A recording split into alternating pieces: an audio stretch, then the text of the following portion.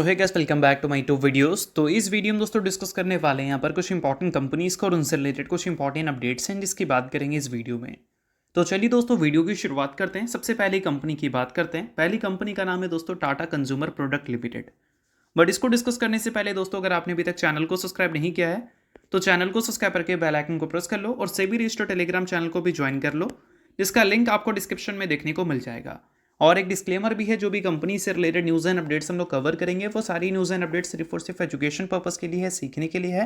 तो इसको किसी भी तरह का इन्वेस्टमेंट एडवाइस मत समझना, आप खुद से रिसर्च और एनालिसिस भी कर सकते हैं।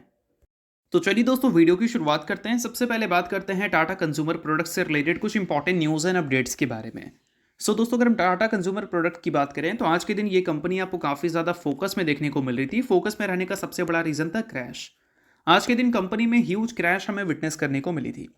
अब अगर देखोगे क्रैश के रीज़न को, तो आपको रीज़न कुछ खास अच्छा देखने को मिलेगा नहीं, क्योंकि अभी हाल ही में कंपनी ने अपनी Q3 के अर्निंग्स को रिपोर्ट किया था और अर्निंग्स में कंपनी का प्रॉफिट आफ्टर टैक्स 38% से ग्रो किया था और कंपनी का EBITDA 28% से ग्रो किया था। और रेवेन्यू की बात करें तो वहाँ पर भी ग्रोथ रेट अच्छी थी और सभी पैरामीटर पे जो मार्केट की एस्टिमेट थी उसको इस कंपनी ने बीट किया। बट फिर भी अगर गिरावट देखने को मिली तो हम बोल सकते हैं कि Q3 का अर्निंग्स कंपनी में गिरावट का मेन रीज़न नहीं है। ये बोल सकते हैं कि कंपनी अभी रिसेंट टाइम में देखोगे तो 52 वीक हाई से मात्र 7% ही नीचे देखने को मिल रही है इस गिरावट के बाद, यानी कि ऑल टाइम हाई के आसपास आपको ये कंपनी देखने को मिल रही थी। तो इस वजह से हो सकता है कि मार्केट में जिस हिसाब से वॉलेटिलिटी है उस वॉलेटिलिटी का इम्पैक्ट आज के दिन इस कंपनी में एक प्रॉफिट बुकिंग के साथ देखने को मिल गया। और दोस्तों, अगर हम बात करें इस कंपनी के अर्निंग्स के बारे में, तो अर्निंग्स में कंपनी का प्रॉफिट को तो हमने डिस्कस कर लिया। अगर हम बात करें कंपनी के रेवेन्यू के बारे में, तो रेवेन्यू में हमें 15% की एनुअल ग्रोथ देखने को मिली, जो कि काफ़ी अच्छा था। पिछले साल 4,444 करोड़ का रेवेन्यू था, 4 टाइम्स 4। इस बार अगर देखोगे तो 5,112 करोड़ का रेवेन्यू कंपनी ने रिपोर्ट किया है। अगर कंपनी के इंटरनेशनल बिजनेस की बात करें तो वहाँ पर कंपनी ने 11% की ग्रोथ रिपोर्ट की है। इंडिया के बिजनेस से कंपनी ने ईयर ऑन ईयर बेसिस पे 13% की ग्रोथ रिपोर्ट की है। नॉन ब्रांडेड बिजनेस से कंपनी ने 20% की ग्रोथ रिपोर्ट की है। साथ में इबिट्टा मार्जिन अगर देखें तो पिछले साल के Q3 में और इस बार की Q3 में आपको 1.4% का गैप देखने को मिलेगा, यानी कि इबिट्टा मार्जिन 1.4% से आपको इंप्रूव होता हुआ नजर आया है। तो मल्टीपल फैक्टर पे ये कंपनी के अर्निंग्स तो हमें सही देखने को मिले हैं, बट फिर भी गिरावट हुई है। तो चलो, इस सारी चीज़ों को आप चाहो तो इग्नोर भी कर सकते हो।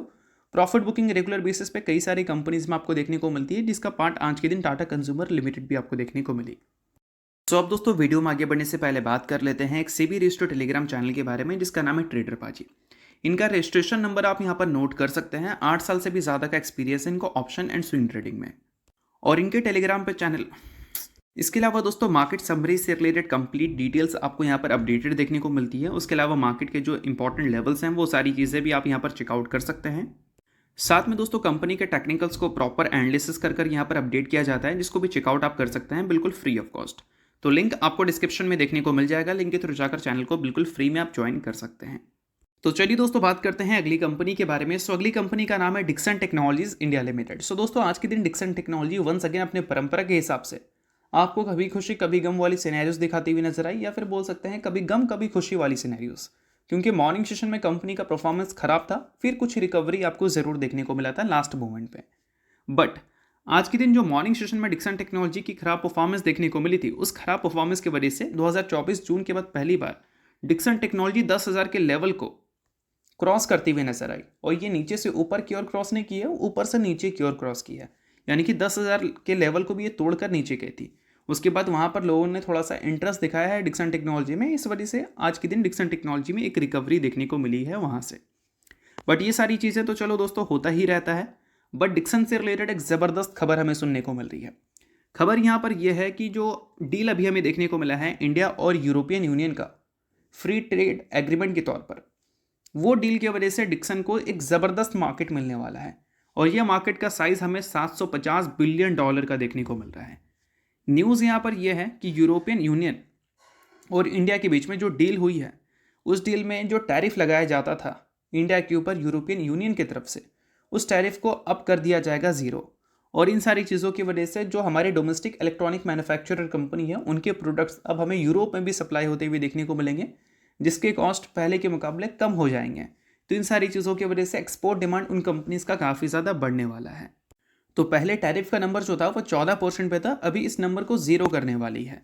तो ऑब्वियस सी बात है कि $750 बिलियन का जो बड़ा मार्केट डिक्सन और बाकी इंडियन मैन्युफैक्चरर को मिल रहा है, इससे इनकी जो ग्रोथ है वो अब हमें थोड़ी सी जो बीच में कंसर्न फेस करती हुई दिखी थी वो थोड़ी सी क्लियर होती हुई नजर आ रही है। हो सकता है कि कंपनी को लेकर जो एक्सपेक्टेशन थी कि आने वाले कल में कंपनी खराब अर्निंग्स रिपोर्ट करेगी, वो एक्सपेक्टेशंस को हो सकता है कि कंपनी अब आपको चेंज करती हुई देखने को मिले। ठीक है। और साथ में दोस्तों अगर इंडियन गवर्नमेंट की बात करें तो रिपोर्ट के जरिए चीज़ें हमें सुनने को मिल रहा था कि Indian government mobile electronic component scheme आपको इंट्रोड्यूस करती हुई नजर आ सकती है बजट में, जिससे मेजर बूस्ट मिल सकता है उन कंपनीज को जो मोबाइल इलेक्ट्रॉनिक कंपोनेंट्स बनाती है, जिसमें आपको कैनस टेक्नोलॉजी, डिक्सन टेक्नोलॉजी जैसी कंपनीज का नाम देखने को मिल रहा था। अब ये सारी चीज़ें ऑब्वियस सी बात है कि काफ़ी अच्छी खबर है, और इन सारी खबर की वजह से इंडिया को टोटल कितना फ़ायदा होगा वो भी मैं आपको बता देना चाहूँगा। तो देखो यहाँ पर मेंशन किया गया है कि ये जो एग्रीमेंट है वो एक्सपेक्टेड है कि इंडिया के जो इलेक्ट्रॉनिक सेगमेंट है उसको बूस्ट करेगा, और इंडिया एक्सपोर्ट कर सकती है $50 बिलियन तक का इलेक्ट्रॉनिक्स बाय 2031। और ऑब्वियस सी बात है इंडिया एक्सपोर्ट करेगी तो कैसे एक्सपोर्ट करेगी, उनकी जो कंपनीज बनाएगी वही एक्सपोर्ट करेगी। तो इसमें कौन कौन सी कंपनीज आएंगी, तो उसमें ऑब्वियस सी बात है डिक्सन टेक्नोलॉजी जैसी कंपनीज का नाम आपको देखने को मिलेगा। तो डिक्सन जो ग्रोथ कंसर्न की वजह से गिर रही थी, ये ग्रोथ से रिलेटेड काफ़ी अच्छी खबर है जो कि आप नोट कर सकते हैं। बाकी दोस्तों डिक्सन से रिलेटेड आज के दिन टेलीग्राम पे टेक्निकल्स को अपडेट किया था, जिसको आप चाहो तो चेकआउट कर सकते हो। अगर आपने अभी तक ज्वाइन नहीं किया है तो सेबी रजिस्टर टेलीग्राम चैनल का लिंक आपको डिस्क्रिप्शन में दिख जाएगा, लिंक के थ्रू जाकर चैनल को ज्वाइन कर लो।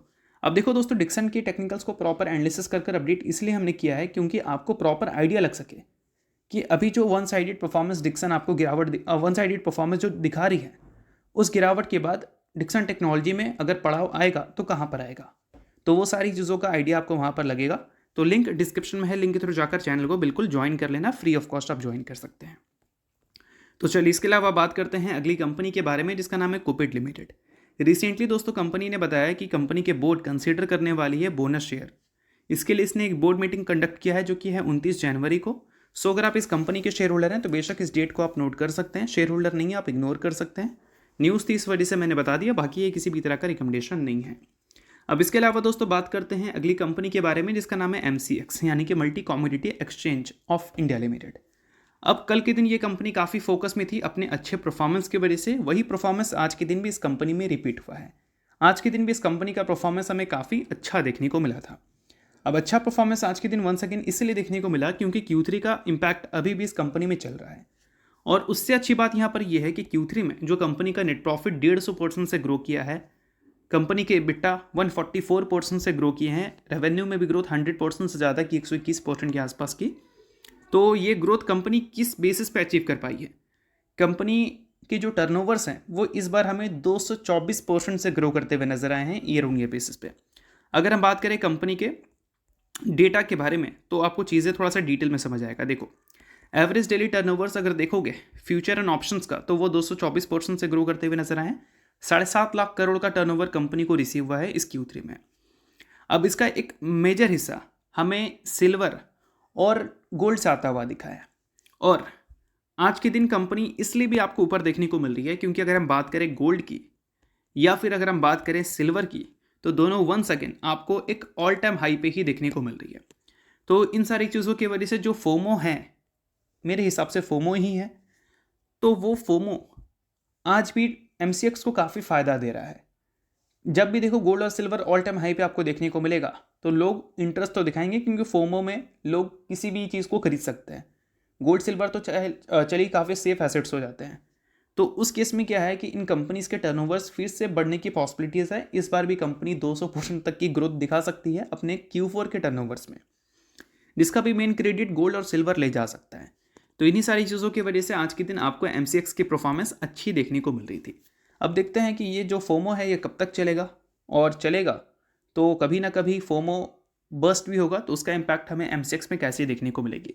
तो ये सारी चीज़ों को आप नोट कर ज़रूर चल सकते हो। बाकी दोस्तों ये वीडियो यहीं तक था। होप करता हूँ वीडियो आपको अच्छा लगेगा, और लाइक कीजिए, पहली बार सब्सक्राइब कीजिए। दिन के लिए बहुत बहुत शुक्रिया।